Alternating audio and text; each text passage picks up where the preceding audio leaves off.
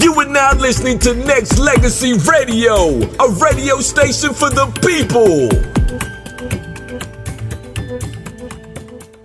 And I hope y'all will remain down for this duration of this station right here. The A13M Buzz branded is in the building on location, actually in Jack London Square. It's a beautiful day out here, doing the show live outside in the Bay Area. And, with a lot of listeners still listening worldwide, I definitely want to take the time to thank all y'all for tuning in. And, today's going to be a good day. I mean, Cube didn't said it. I didn't said it. And, my guest is definitely going to be here turned up. And before I intro him, I do have my ladies of Nexxlegacy that's going to ask my guest a question. But I'm going to let them in individually. So without further ado, I'm going to go ahead and put a mic on my man. John B is in the building on the A13M Buzz. John B, what's up, bro? Peace. What's good with it, man? How you doing, bro? Thanks for having me. Man, hey, you know what? It's a good look. Thank you for taking the time out to hang out with the, with the not just the Bay Area staff on the A13M Buzz, but worldwide, man. I mean, people been checking for you, bro. How's life? Oh man, it's a blessing. You know what I mean? Just another day. It's great. You know what I mean? All the other stuff is extra, man. You know what I mean? So I'm definitely always in a good place. Always happy to bring y'all the good music, man. I'm happy to say that, I've returned to the game over the last couple of years, as an independent artist. You know what I mean? And and that's been really exciting for me. In my 20-year career thus far. It's been exciting running my own label, producing my own videos, directing my own videos, put my tours together. We've been around the world over the last 2 years. So it's been a tremendous amount of stuff. And I mean, up in the Bay, man, y'all have been so supportive through my career thus far, over the 20-year span, man. It's been so consistent every year coming back to the Bay. Places like Yoshi's, selling that spot out, and all over. Oakland, is good for me. I mean, San Francisco, everywhere up in the Bay, Modesto, San Jose. Yep. I mean, everywhere, all up in there. I'm no stranger to those parts, and just really appreciate the support that I get back at home. And it's just on the West Coast. It feels good to get that love at home because this is where I reside. This is where I stay. So thank you to everybody out there who tuned in, and man, especially yourself, Brandon, for having me, man. What's up? Oh man, it's a beautiful, man. I definitely appreciate it. And I'm hearing you say 20 years, man. And does it really seem like it's been that long? Because honestly, man, you know what? It doesn't. Thank you. I mean, you know what? It's such a compliment when people tell me that it hasn't gotten old to them. And then at the same time, it also it reminds me when the young kids come out and they said, they say, man, I got all your albums, but, the reason why I dug you in the first place was because of my mom's, or because of, my pops schooled me to your stuff, and I'm like, wow, it really has been that long, you know what I mean? So, yeah, it's a beautiful thing, man, and, I haven't stopped making the music, man. I just put out 2 albums over the last 2 years. Independently, I put out my first album was called Comfortable Swagg. I did in 2012. And Comfortable Swagg is just a really, really, really hot record that people need to have in their collection. If you don't know about it, I'm letting you know first and foremost, like Comfortable Swagg is, it's a gem. You need it in your collection, along with Pleasures You Like, Cool Relax, all the other albums that I've done. But this was my 7th album. And then my 8th album that I put out in 2013 is called B-Sides Collection. And B-Sides Collection is really... B-Sides Collection is about, like, taking all the songs that never made, any of my albums for over the last 10 years. I felt these records. I would bang these records in my car or, in the studio. But I'm the only one that kind of knew about them for so long that I felt like, why not share them with the core fans, my core audience. I'm sure that everyone would really love to hear these songs, even though they're not on the album. So I made 23 joints on this album, and it's like a really, really, it's like a variety of styles on there, but it's all the good music that you love, man. And if people haven't, no doubt, and if people hasn't had a chance to go get it, they can actually go cop that on iTunes and stuff like that or whatever, right? Absolutely, JohnBWorld.com. First and foremost, I want to let everybody know about that. That's there you the go. main there you hub. go. That's the main hub right now for me, man. That's my store on there. Merchandise, store is meaning buy music. You know what I mean? From me, personally now. It's really nice thing to get personal messages from the fans, and on the official John B Twitter page as well as my John B Facebook page. Just to have the closeness to the fans right now has changed the game for me, man. It really allowed me to see that we don't necessarily need to have a label per se backing you up to be successful. Not when you've had such a track record like I've been blessed to have, you know what I mean? It's just been, not everybody gets to have like 4 or 5 platinum records, you know what I mean? No doubt. And that, being, people actually went out and bought my CD, stood in line and, and went through the whole process of like unwrapping the CD. Remember how hard it was to unwrap a CD? Like, it's like we don't even have that experience anymore, Hey, no doubt. And you know what, John B, on the flip side, dude, like, you and me go way back like tapes, man. Like, remember the tapes? Okay. We used to go get those things. Like, not everybody had a cassette, man. You know what I mean? Like, for real. Like, no doubt. That's special, just to look back at those times. And to this day, John, I still got Cool Relax on tape, bro. It's in my boxer somewhere, dude. It's still. Oh, yeah. That's what's up, man. I swear, like, if you got the cassette, that's showing how long it's been, man, really. 'Cause I don't even think they even make cassette players anymore, man. Like, no. that's like our generation's 8-track, right? You know what I mean? Exactly. Yeah. John B is our guest on the A13M Buzz, and with you saying that, a lot of your independent grind and you just being more of a, you've always been a boss, of course, but you being more of a boss and controlling your projects. I mean, explain to the listeners the difference between the two now that you have, total control over what you do. Well, before I paid for everything before, but like, it's almost like you take a loan out from a bank, you know what I mean?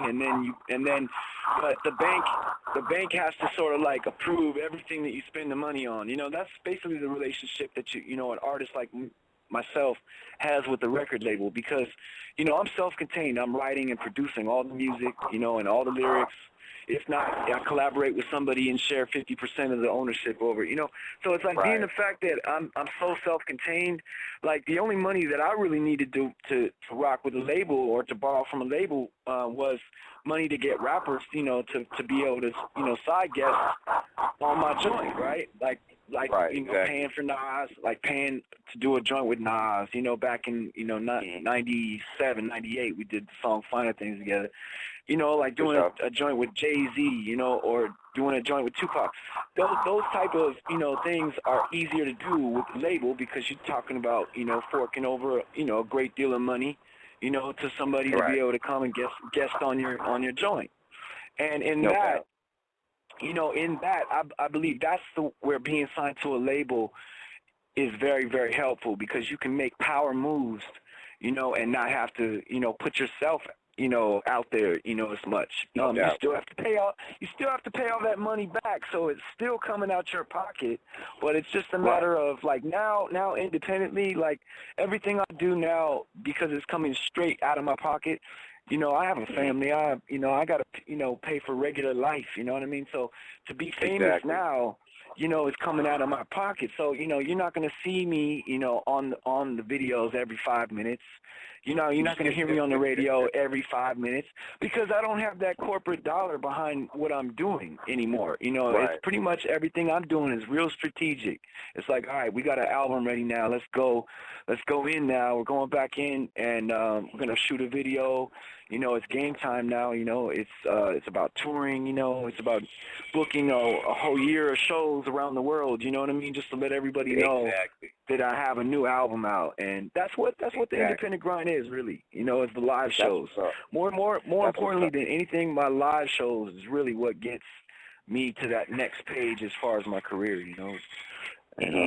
No doubt. John B., our guest on the AM Buzz. What I'm going to do is I'm going to actually put on one of my young ladies, one of my hosts, and I'm going to let her ask you a question, and I'm going to go ahead and put in Sweet Erin. Sweet Erin, you were mic'd up and on the AM Buzz with John B. Good afternoon. Good morning to you guys. How are you? Good morning to you. Yeah, good. Good to speak with you. Great to speak with you. Never thought I would, but mainly I want to say this to you. You represent, back when R&B and hip hop were real to me. And, wow.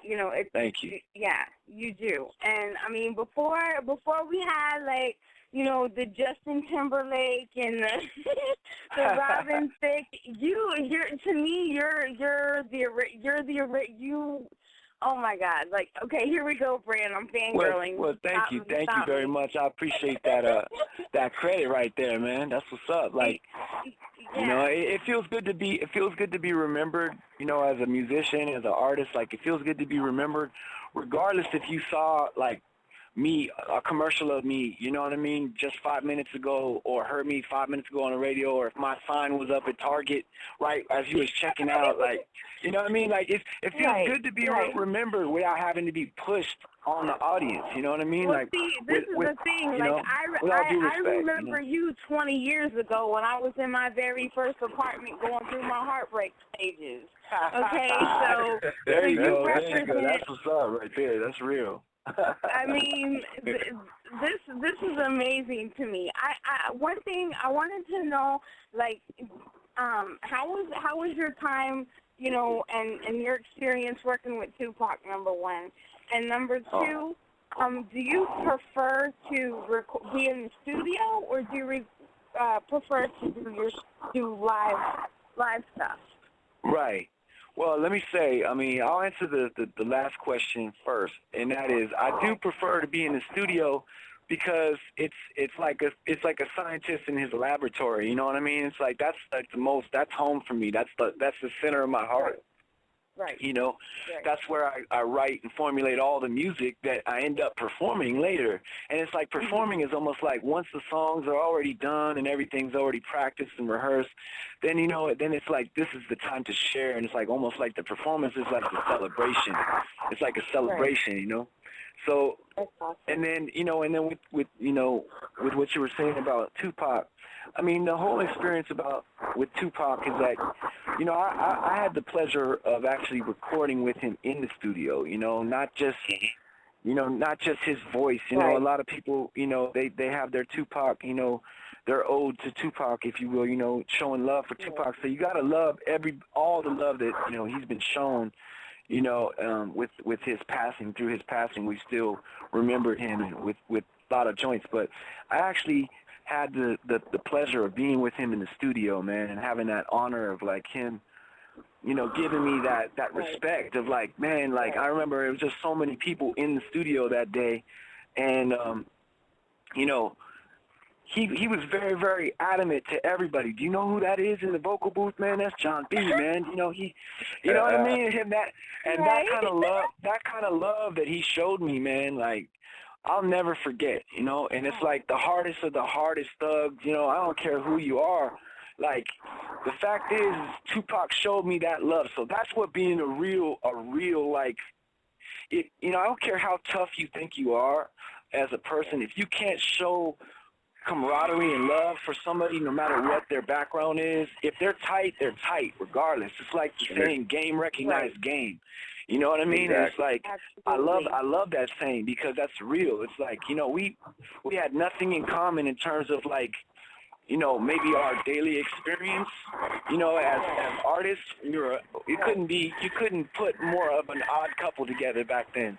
The labels didn't even understand it. They were like, what are you doing a song with Tupac? That's like some thugged out. That's like Babyface and Dr. Dre doing something. And I was like, beautiful. I was like, man, why not? They need to do something already. Dr. Dre and Babyface should have been done something together. But my point is that, I was on the cutting edge, and then later on you saw Babyface did a song with Jay-Z, So it was like, my thing was like, I was very, very, very, very against the grain for the time. And, I'm just very honored that he saw saw it fit to do a song with me. You know what I mean? Like, and we didn't know that Tupac was gonna, pass on like he did. I mean, I even when I heard that he got shot, I was like, man, he's gonna survive it again, man. It's just gonna be one of those stories, like, because they shot him before, man, and it was like Superman, right? I mean, he survived that, and then we did that joint together. But who knew that it was gonna be 2 weeks before my man's passing, you know what I mean? That we did that joint. Are you still down? I met his mother, Afeni Shakur, at in Atlanta. We actually, I sang at his memorial, his very first memorial, and I remember, her inviting me to her house, and I went to Afeni's house and chilled with her, and she just, I asked her, I said, how do you feel about, about everyone, just not accepting the fact that he's gone? Like, a lot of people want to believe that he's still here, and she said, come here, baby. She said, come here, baby. And she, and she showed me the room that she keeps his urn in and all his pictures and everything. And then it really, really sunk into me. And I was like, wow, I'm just so, it's like my eyes kind of welled up. And I was just like, man, I'm so honored to represent this song now, like, in a different way. Like, now I gotta like sing it like with a different pride and conviction, man. Every time, like, you will not come to a John B show and not hear "Are You Still Down?" Like, it's guaranteed. There you go. I better not. I can say this for a fact, because y'all out there listening on the AM Buzz, John B's always active in the Bay, always in Modesto. He tore down Yoshi, seen this dude perform. So trust me, it's always a part of him. And seeing this dude sing live is definitely a good experience for you people that love traditional R&B. So, I'm just saying that as a guy that's been there plenty of times, watching this man rock the crowd. So trust me, I know how we have fun, John man. B, We have fun. I need to let know me go ahead and put another. Let me go ahead and put Erin. Let me go ahead and put on Denia so she can ask John B a question. Let's go ahead and put a mic on Denia on the AM Buzz with John B. Denia, what's up, baby? Good morning, everyone. Good morning, Mr. John B. How are you? Good morning, Denia. Good to speak with you. Oh my goodness! Wow, so many questions. But I think the biggest one will be, where do you think the state of music is going now? Because with so much auto-tune and all this craziness, what do you think it's going to take to bring real R&B back and have more artists like yourself and have that timeless music and not that 5-second music? Well, I think first of all, everybody grows up, man. You know what I'm saying? Like, right now, what's popping right now on the radio, in the streets or whatever, in the clubs, that's mostly because that's where everybody is in their life. Everybody's young. And then the older folks who already know about the R&B, like from the 90s and, and everything else, who lived that, they kind of like the new music, and they can party to that music, but, the old music doesn't go away. It doesn't. It stays classic.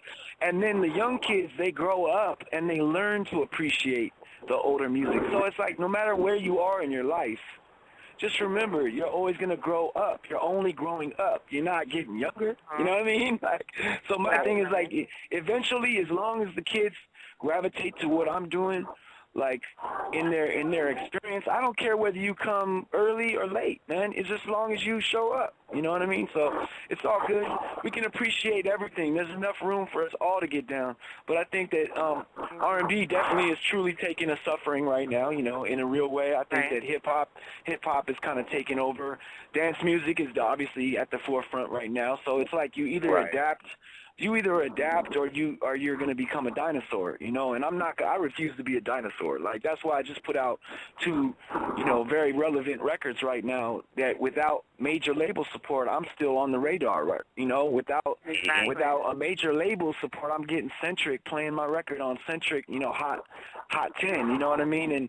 And even some radio stations around the country and even, internationally are playing my records right now just on the cuff of, like, just showing love. And so that being the case, I really will say, I've made an effort with keeping it true to the foundation that, I have before me, you know, being a cat that came out primarily in the 90s with a lot of ballads, I've also learned how to adjust to, like, the club scene and, like, you know, what it is to write, you know, to put, like, a trap record on, you know, something for the trap, something for the house clubs out there, you know, something for every walk of life, because it's music, man. It's not like I'm super, like, territorial on some, like, oh man, I'm you know, I got to do, you know, keep it true to one style. It's not about that for me. It's about an adventure. You know, I like to have fun with it. So Right. you're going to hear a lot of variety on the B-Sides collection, my newest project I just put out, and it's banging, y'all. 23 gems on there, you know, and it's kind of like, you know, it's available right now, johnbworld.com. Go to it, download it. You know, copy you a physical CD if you want to, you know, have that as well. You know, we got those as well, and you know, just support that independent grind, man. That's what it is, you know. If we get a Hey, physical when you CD, come back would you down to sign the it? Bay, when you come back down to the Bay, and I was going to ask that question too tonight. When you come back to the Bay or anywhere, I know a lot of your fans want to know if they can get that good autograph CD. Without you a know doubt, man. Every time. Oh, Yeah, every okay. time. You know, that's another beautiful thing about, you know, kind of doing my own thing is, you know, I don't have anybody telling me what the how close I can be to my fans. It's like, you know, when you're signed to the labels, they got all kinds of bodyguards, and you know, there's a rope, you know, and it's all VIP, and it's all really, you know, you just can't get close to your fans. Now, I regulate everything, you know, I run it all, so it's like on that level, I just feel like I've only gotten closer to my fans, you know. That But let me doesn't get get you scary for you? No, you know what? I'm a grown man. Scary? No, I'm a grown man, and I feel like people treat me with respect. You know, I'm not, you know, Justin Bieber pulling up. You know what I mean? Like, and girls trying to get a lock of my hair. You know what I mean? It's not like that. You know what I mean? I think people have a different intention with me and a different kind of relationship with me, if you will, from afar. Even though I might not know you personally, I feel like we know each other just because the music that we share, you know. My mom was tripping. She came to my show.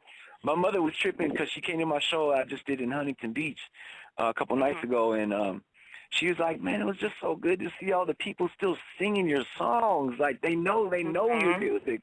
Those are the songs you wrote in my house. You know, I'm like, yeah. You know, I'm like, yeah, Mom, you know, that's what it's all about. You know what I mean? So. Right. Super dope. Are you coming to Chicago anytime soon? Chicago, wow. You know, am I going to be in Chicago anytime soon? Not anytime soon, man. Not anytime soon that I know of, but, you know, the closest place you could probably to that is New York. You know, I'm always in New York, so. What about Florida? Miami? Let me go We ahead is actually and just add down in one Florida. Let me add one more person into the conversation. Let's go ahead. And speaking of Florida, we got Baby Girl from the A13, mic'd up and on the A13M Buzz with John B. Baby Girl, what's up? What is that? What's going on, everybody? Good morning. How are you? Good morning. Oh, goodness. Okay, I got 3 questions. Question 1, how does it feel to be compared to Justin Timberlake and Justin Bieber? Because you are, you know, a soul brother, you know, I like to call you soul brothers, you know, and you know, people like to compare their style to you. Like, how do you feel about that? Oh, that's wonderful. It's very, they say, you know, comparison is the greatest flattery, you know. I think that, you know, what people need to understand about my career is that I've never once in my career have been anything but what I am now. Like, I started out as an R&B artist. Like, I was signed by Babyface, you know, and I always had the intention. Really, I didn't even want to be an artist. It was Babyface who pushed me to be an artist, and he showed me how to be an artist. I mean, I was already a fan. I was already a fan and already kind of followed, you know, and imitated him, you know, as an artist. Like, people always used to tell me in high school, oh, man, you sound like Babyface. But I could change my voice, and I, you know, if I needed to sing you a New Edition song, I could sound like Ralph and Johnny if I wanted to, too. You know what I mean? Because I was just a fan. I was just a fan of R&B. I never wanted to do anything else but R&B music. So when I came out, it was like people wanted to hate on me, man. They were like, "Who is this white boy?" You know what I mean? And it was like I was met with so much opposition. People say, "Oh, he sounds just like Babyface. Why is he copying his style?" And it's like people wanted to come up with some reason why they didn't want to like me. Like, "Oh, he's the sixth member of New Kids on the Block," or he used to be Color Me Bad. I met all that opposition because this is before integration, y'all. This was before it was popular to be. It was popular to be. This is before pop culture bought into R&B and hip hop. It was still very much a black music kind of thing, and I was representing black music. I was representing it. I'm talking about for real, y'all, because I was making these labels pay for things they didn't want to do. They didn't want to see me rock with Tupac. They didn't want to see me work with Bootsy Collins on my first album. You know what I mean? They didn't understand the homage that I was trying to pay. So in that, after I saw, groups like NSYNC and Backstreet Boys and New Kids on the Block. Oh, well, I grew up with New Kids on the Block. So they were always corny, but they were always corny to me. They were always, to me, that was like, I will never be that. Like, you know what I mean? Like, I will never be that. To me, it was like a mockery, a new edition. You know what I mean? That's the way it seemed to me.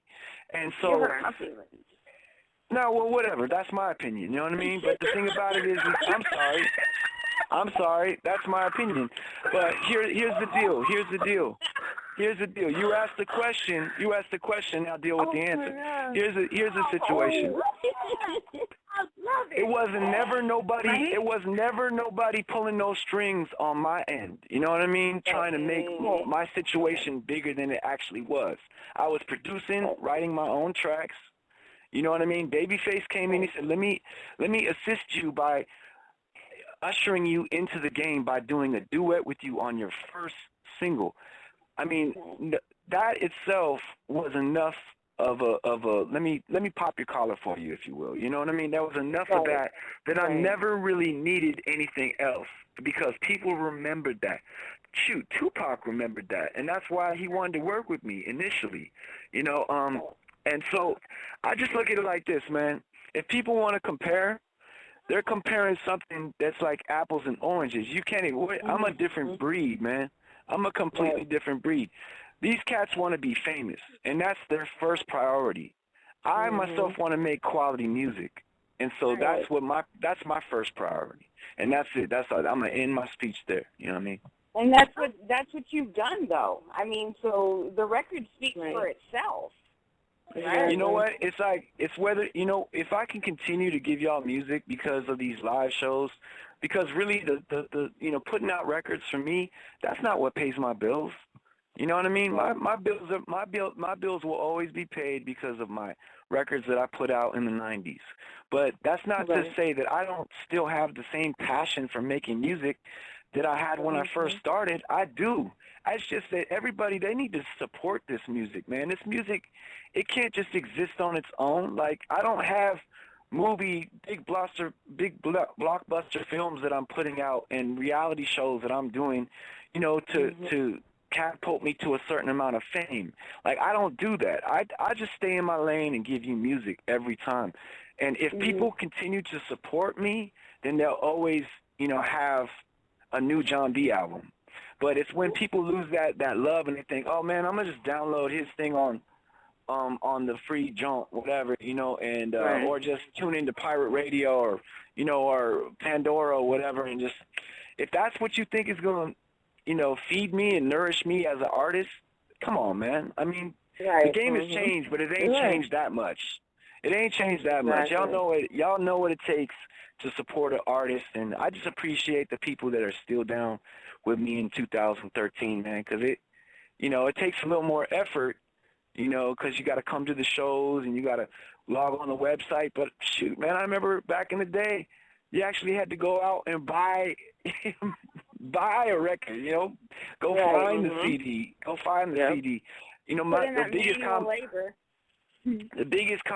compliment to me is like when people come to me in the shows, I tried to go find Cool Relax in the store, but they just don't sell it anymore. And I'm like, well, thank you for going and trying, man. You know, that's what's up. Thank you. You know, it was a thought that counts.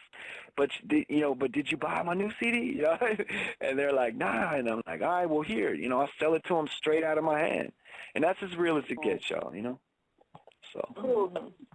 Went right to my next question, which is, I know you said that you like doing it in the studio before performing it live. How do you feel as an R&B singer about all these R&B artists singing off of Pro Tools and not really expanding their craft like you want to? Because as a singer, you know, some people use Pro Tools for different things. You know, like if you're dancing, some people use it, you know, to help them breathe a little better, and then some just use it just to lip sync. So how do you feel about people using Pro Tools instead of really just singing from their heart and from their soul? Well, I think that everything's about, you know, a musical taste and like a musical style too. You know, it's like you can't. It's like, you know, if you're an artist, like, and you do visual art, like let's say there's like graffiti artists, right, who like to spray with a spray can and like do like they like the way that looks. Like the spray can gives it a certain look. Well, Autotune gives you a certain look, you know what I mean? It's like if you don't really want to think too much about a person's like emotions, it's almost like the Autotune kind of takes the emotion away. You know, it's like and like you can't. It's almost like, all right, I'm gonna put my sunglasses on right now, my sun shades on, and you know, and like that's a look. You know, if you don't want to see into a person's soul, right, through their eyes, and you put the shades on, and all of a sudden it gives it a different look. That's the best way I can, you know, describe Autotune, because we all like to use Autotune because it's a fun thing. It's a sound. It's just it's like, for me, I'm from the school where Roger Troutman started all that. You know, Zap. That's right. You know, more bounce to the ounce. You know what I mean? All that. That was him actually singing through a synthesizer, and you know that was the first form that we had of sort of the Autotune thing. So in a creative way, man, if it's used right, man, it's a classic sound. It'll always be dope to me. Like it's fun. It's fun. It's just a sound. But I mean, I think when artists sort of like depend on that to be their MO, then you get into the whole thing where in the live shows they're hooked up to a machine and they have to sing through a machine in order to sound like that, and that's kind of where it's like, whoa, okay. I guess it's like it's Darth Vader now. It's like you singing through the helmet. You know what I mean? I mean, it is what it is, though, man. You know, it is what it is. It's like, I mean, if that's what works for you, then who are we as the audience to try to, like, you know, like, it's almost like the Wizard of Oz, pull the curtain, you know what I mean? And what's behind the curtain? It's like, nah, man, it's like it's entertainment at the end of the day. It's not meant to be, like, dissected and thought about that hard, man. Just go ahead and enjoy the music. And, like, you know, if you like people that sing without autotune, then cool, listen to people that sing without autotune. If you like the autotune, then rock the autotune. But I think it's room for us all to get down and do creatively what we want, you know?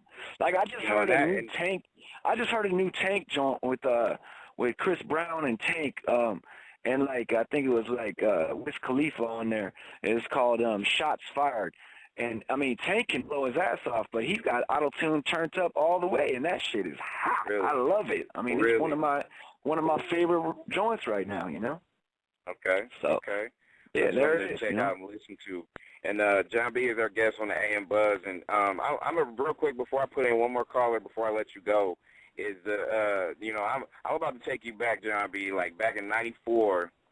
I'll probably say more or less, kind of right around the time when, you know, Someone to Love was just like real hot. I know you remember Summer Jam, the Summer Jam. Yeah, my bad. I had to get to a landline. Yeah, I was on the cell phone talking to you. I don't want to get to a landline, so drive up the hill. No, that's solid. Get to a landline. Hey, beforehand, I was gonna ask you. I was like, remember back in '94, the Summer Jam at the Shoreline.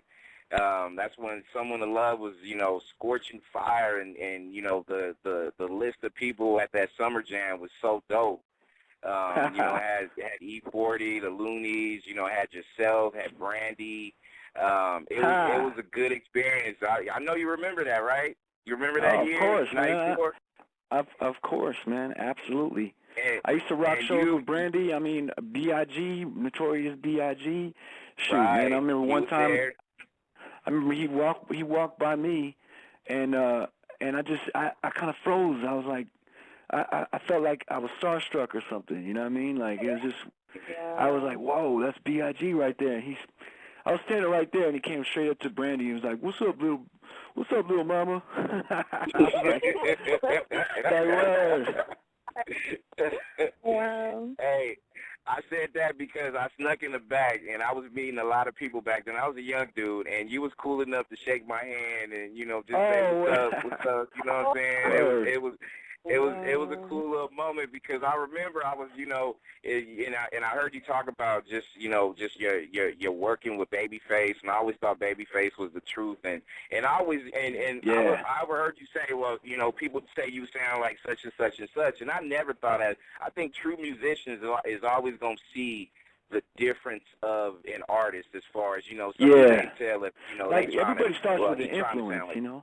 Right, exactly. Yeah, everybody starts with an influence, man. You know, everybody starts with somebody that, and that's why, you know, it's such a compliment to me when people say, you know, what do you think of people comparing you to blah, blah, blah, or comparing this person to you? And I'm like, wow, that's such a compliment. Thank you so much. If you feel that we have something in common, you know, I look at it like this, man. I'm a spiritual dude, so like if we have something in common, that's no mistake. You know what I mean? That's because it's supposed to be that way. We're kindred spirits, if you will. You know what I mean? A lot of the people that you know, like me and Kenny, Babyface, we're kindred spirits, man. We think the same way. You know, and I don't personally know Justin Timberlake or Robin Thicke, but I already know we're kindred spirits just by hearing their music and being able to draw my own kind of like similarities. I mean, for instance, like I'm a huge Duran fan, being that I'm a kid that grew up. You know, I'm a grown ass man kid that grew up in you know in the 80s. But I'm saying, like, you know, I love Duran. It was always my intention to work with them one day, and then, you know, Justin Timberlake gets to work with them all of a sudden. I'm seeing, wow, you know, this kid's he's a fan too. That's crazy, yo. And I mean, it's just like the way that, you know. My point is there is no sort of nothing new under the sun, and you can't look at things and be like, wow, that's, you know, that's not real or whatever. It's like, man, things are made to be a certain way, and they are that way for a reason. It's like it's just the order. It's just the order of things, man. Like people are like, why don't we hear your music more? Why aren't you as popular as other artists? I'm like, man, I am. It's just in a different way. You know what I mean? And I accept my role and that I play in this game. Like right now, I'm more on the low. You know, you kind of have to make a little more effort to see where I'm at, what I'm doing. You know, how I sound. But I plan on making my moves strategically right now. You know, and it's about finding the right record, you know, situation as far as distribution with the label. Somebody who can give me that overhead right now that I need to get things to that next level, so that y'all can see them on a much more, you know, bigger, you know, I mean, the live band to, you know, the touring, to the videos, you know what I mean, to the radio airplay. You got to pay for all that stuff, man, you know what I mean? And who's got an endless amount of money to pay for that? Who's coming from the 90s like I am? Like nobody, you know what I mean? Like not unless you're Babyface. But off the songs that I wrote myself, like I wrote They Don't Know, you know, I wrote Are You Still Down? I wrote Don't Talk and produced that myself. So those records I'll eat for the rest of my life off those records. But it's not the kind of eat where I can continue to put videos out myself and put records out myself and eat. Nah, you know what I mean? It's like, so my point is like, yeah, I'm looking to make things get bigger, but it's going to be on an organic level and a real level. It's not going to be like one day you see me and I'm just like, you know, caked up with a Phantom in my driveway, like in 4 or 5 videos on the, like tomorrow, you know what I mean? It's signing to Young Money, like, I don't know, you know, I doubt it, but I'm not trying to turn those people away. If they want to break bread, we can all break bread. Yeah, I'm just saying, exactly. but at the same time, I'm just trying to keep things in focus and be realistic about where I'm at. I make music, man. Right. John B, our guest on the AM Buzz, just been like, oh, Gab, you know what, Gab? Go ahead and ask John a question because I know it's your first time to do it. Go ahead. Hey, what's up, John B? Wrap it up. What's up, man? How was it like working with DJ Quik? Because I know you did 2 songs on his last project. DJ who? DJ Quik. DJ Quik. Oh, DJ Quik. Yes. Man, most definitely, man. What an honor it was to work with him, I mean, I'm a huge DJ Quik fan. I was a DJ Quik fan before I was a Tupac fan. So, it's like his influence on me when it came to making tracks. Oh my God, like he was the reason why I did the song Don't Talk. Like the track to it, the bounce of that track, like DJ Quik was the one to make that style even relevant, man. Back in the day, that bounce rock skate, just that 1, 2, boom, boom, with the claps, all the percussion, and the shakers on there like that. Like what I did was more or less show the influence that he had, and I did that track Don't Talk myself. But, it was always my intention to work with him one day. I was like, man, I got to work with Quik one day, and because, I mean, we're basically, there it goes again, we're like kindred spirits, you know what I mean? And so we finally got in the studio for his last album called The Book of David, which I have to say, man, if you're a West Coast hip-hop fan, I mean, you need this in your collection just because it's, it's not too much music that we can call classic, in my opinion, that comes out the West. I feel like a lot of stuff is here today, gone tomorrow, and it's very, very rare that you hear like a classic hip-hop album, and this is one of those classic hip-hop albums. I mean, you got to listen to the instrumentation, to the whole, just the way it is. He's just such a genius with his thing. So the fact that he wanted to collaborate with me on this project was big, and there's a lot of other names on the album as well that are solid collaborations. He got joints with Dwele and Big Bub, and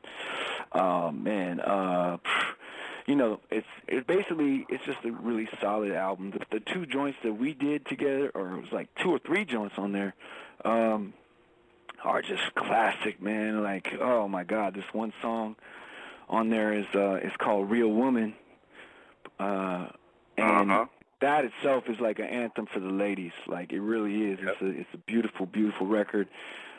We got a song on there.